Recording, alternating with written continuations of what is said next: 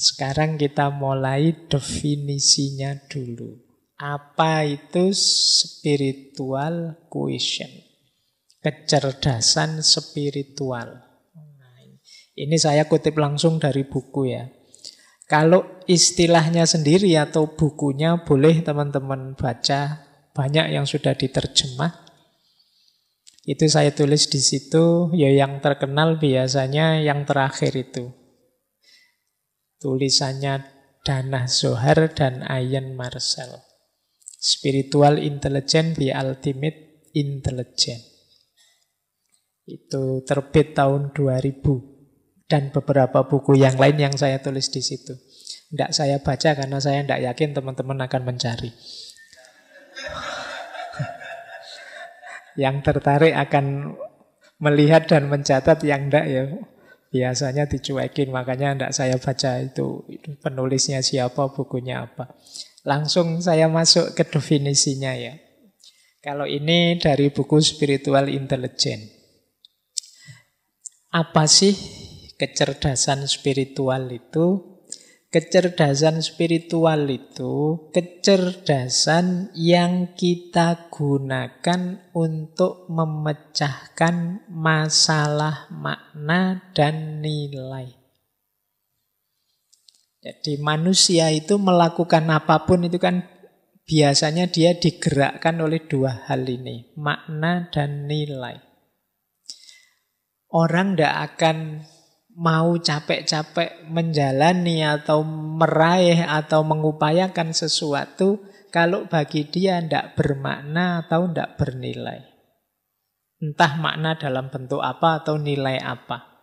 Teman-teman mau hadir di ngaji kali ini itu kan menganggap ngaji ini bernilai dan bermakna. Mungkin bermakna secara nambah kepinteran, mungkin punya nilai kebersamaan, persaudaraan, ada banyak makna. Yang mungkin macam-macam di antara yang hadir ini menegakkan nilai yang beda-beda. Jadi mungkin ada yang menegakkan nilai kebersamaan, persaudaraan, mungkin ini bareng-bareng. Ada yang menegakkan nilai mencari ilmu, nilai keilmuan.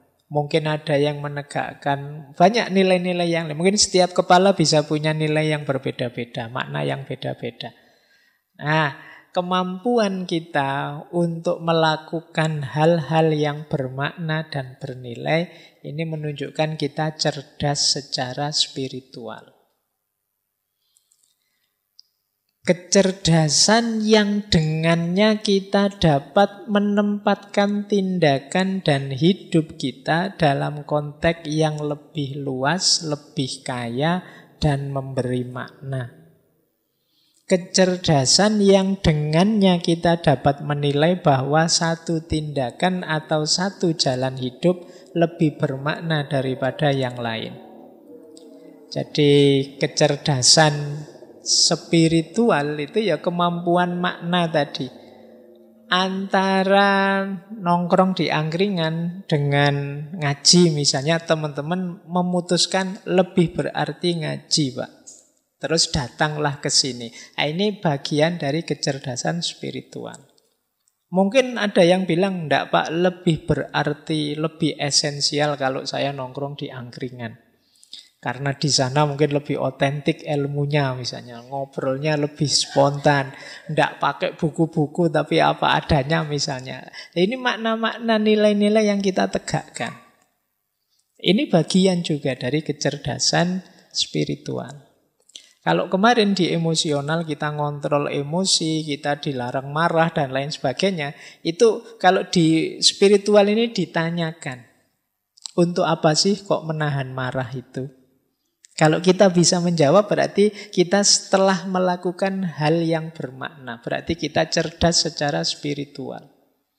Karena banyak di antara kita jadi orang baik tapi tidak tahu mengapa kok aku jadi orang baik. Kenapa sih kok aku harus sabar? Kenapa sih kok? Itu kita jarang merenung sampai sedalam ini. Padahal itu yang disebut bagian dari kecerdasan spiritual. Jadi tidak sekedar hidup rutin menjalani seperti yang kita lakukan selama ini. Tapi kita tahu makna hidup kita.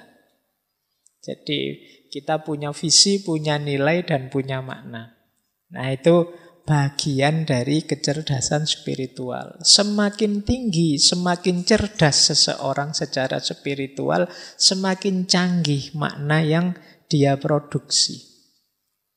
Semakin relevan nilai dan makna yang dia kaitkan dalam hidupnya. Nah inilah orang yang disebut cerdas secara spiritual.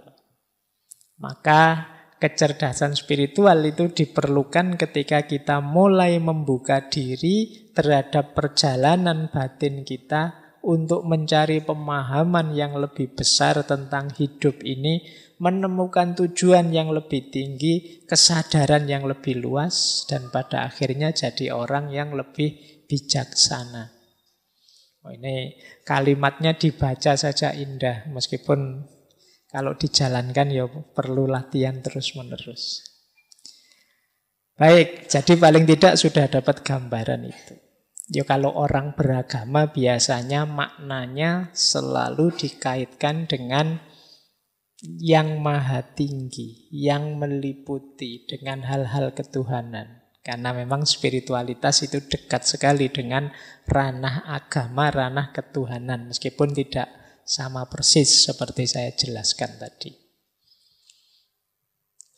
Nah, dunia spiritual itu isinya itu. Berarti nanti orang memaknai sesuatu itu dikaitkan dengan itu. Jadi ada ultimate reality, ada dunia personal, ada dunia sosial. Nah, spiritualitas dalam aspek dunia yang ultimate itu artinya puncak, realitas puncak. Itu biasanya tema-temanya sehubungan dengan ketuhanan, keagamaan, dan tentang kerohanian, jiwa atau roh. Jadi dunia spiritual itu isinya apa saja ya? Ada dalam aspek realitas tinggi di balik realitas yang kita lihat sehari-hari, ada juga dalam aspek personal diri kita, ada juga dalam aspek sosial. Maka seseorang dianggap punya spiritualitas yang tinggi kalau tiga aspek ini semuanya terpenuhi. Yang pertama ya kesadaran akan realitas puncak. Berarti seorang yang spiritual itu menerima adanya yang lebih tinggi dari realitas yang kita alami sehari-hari. Yang pertama jelas Tuhan. Jadi di situ disebut ketuhanan, keberagamaan, dan kerohanian. Kalau ini mudah dipahami karena biasanya spiritualitas itu kan dikaitkan dengan agama. Nah, yang kedua diri kita sendiri secara person. Orang itu personalnya disebut seorang yang bernilai spiritual. Itu yang pertama kalau dia punya kesadaran diri. Kemudian hidupnya punya nilai dan makna. Ada keimanan dan komitmen, kepercayaan pada nilai-nilai dan komitmen. Kemudian manusia yang berkarakter, kemudian orang yang mampu mengelola senang dan susah dalam hidupnya, kebahagiaan dan kegelisahan dalam hidupnya. Ini namanya seorang yang spiritual. Atau dimensi sosial, hidup bersama. Hidup bersama yang spiritual itu yang seperti apa? Ya yang didasari oleh persaudaraan, jenisnya kesetaraan, saling terhubung, empatik, dan kasih sayang atau cinta. Nah, jadi realitas spiritual itu bisa jenisnya sosial, bisa jenisnya personal, bisa ultimate reality. Biasanya kita seringnya menganggap yang spiritual itu ya yang ultimate reality saja. Padahal ya personal kita itu punya tanda spiritualitas 5 tadi punya kesadaran diri, punya nilai, punya komitmen, punya karakter, mampu mengelola diri. Nah, ini seorang yang spiritual. Kalau hidup sosial antar manusia itu corak spiritual kalau dia dilandasi persaudaraan, kesetaraan, keterhubungan, empatik, dan cinta. Nah, ini nanti akan jadi karakter bahwa orang yang cerdas secara spiritual itu mampu menghidupkan 3 dunia ini. Jadi dia beres dengan dirinya, beres dengan sesamanya, dan beres dengan Tuhannya. Inilah orang yang cerdas secara spiritual.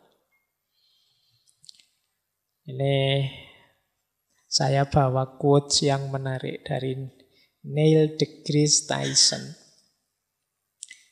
Kata dia, "We are all connected to each other biologically, to the earth chemically, to the rest of the universe atomically." Kita semua ini sebenarnya saling terhubung. Dengan sesama kita ini terhubung secara biologis. Sama-sama manusia. Ya, jadi ya terhubung secara biologis bukan kok terus hubungan biologis. Tapi kita itu sama podo menungsane lah ngono. Nanti kamu artikan berarti kita berhubung biologis enggak. Maksudnya kita sama-sama jenisnya manusia. To the earth terhadap bumi, dunia tempat kita hidup itu kita terhubung secara kimia. Kita dengan makhluk apapun di bumi ini ya nyambung secara kimia, bahannya sama. Nah, sementara dengan alam semesta kita terhubung secara atom. Atomnya sama, meskipun mungkin komposisi bahannya beda. Tapi dari sisi atomnya kita sama. Jadi kita ini sebenarnya sepenuhnya saling terhubung. Hanya saja pemikiran kita yang tidak utuh, yang sering mengotak-ngotak, memisah-misah seolah-olah aku dan kamu beda, aku dan lingkungan beda, aku dan alam semesta ini beda. Ini seperti di emosional kemarin, bahwa manusia itu yang mampu mengontrol dirinya itu mampu melihat kesamaan dan keterhubungan. Tidak hanya melihat perbedaan. Nah, kita semua saling terhubung. Jangan dikira kalau saya jahat, itu efek buruknya hanya padaku saja. Mungkin padamu, mungkin pada orang lain juga dapat begitu. Kenapa? Karena kita saling terhubung. Bahkan sekedar berpikiran buruk mungkin juga berpengaruh pada kalian. Wong belum saya ucapkan, bahkan belum saya lakukan. Tapi kalau pikiran saya jahat, bisa saja berpengaruh padamu. Wong kita itu tersambung secara biologis. Bisa saja berpengaruh pada lingkungan sekeliling kita, kayak kemarin di etika lingkungan. Bahkan di perputaran universe, alam semesta. Karena kita ini semuanya nyambung.